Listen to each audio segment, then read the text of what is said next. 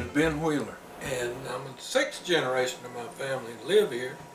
The 5th generation to be born here. So about 1870 to 1875, it was the first of any settlement of any consequence in this area. UCF opened in 1968, and that jumped our population some, but what really did it was when the research park opened, because they employ so many people out there. Well, we worked very hard when the town started to grow to maintain our small town atmosphere, and to a certain extent we've been able to do that. The shopping center and the chickens being one. Chickens are not a novelty in Oviedo. We've always had chickens. Now they're just downtown instead of in people's backyards. I was born in 1952. And in the 60s and 70s, when I remember growing up, when you got up of a morning, we heard roosters. There wouldn't be, you can hear a car once in a while go by early in the morning, but you can hear roosters all over town.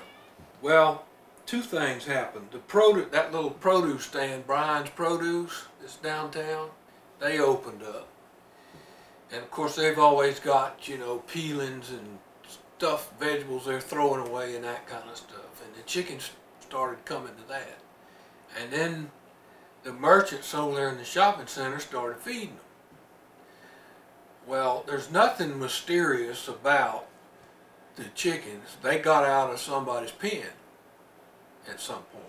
And, you know, people enjoy seeing them, and it contributes to the atmosphere, whatever you want to call it. Now, my kids think it's a riot. They roost in those trees over there around Popeyes.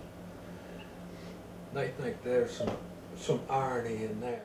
And in the springtime, when they have the biddies, the little ones,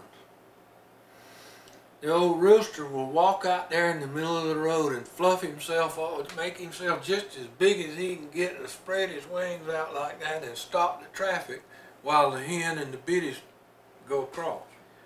One day this highway patrolman came through town, and he had to have been a first cousin or brother to Barney Fife, because he was just that kind of a guy. And he decided that those chickens were a road hazard. So he called animal control and wanted them picked up. So the animal control came out here and looked around a little bit, and they said they couldn't catch them. So he came back to see. And the chickens were out walking all around there in the shopping center, and he's walking around there doing his Barney Fife thing, you know, with his hands on his hips, and he reached back and put his hand on his pistol. And when he did, one of them women in the hardware store stepped out the door and said, "Mister, if you shoot one of them chickens, that's going to be the worst mistake you've ever made." And he got in his car and left, and we never did see any more of him. But that's where, if you see around town, people's got signs, t-shirts that say, "I break for chickens." That's how that came about. Again, that's what gives a place its character.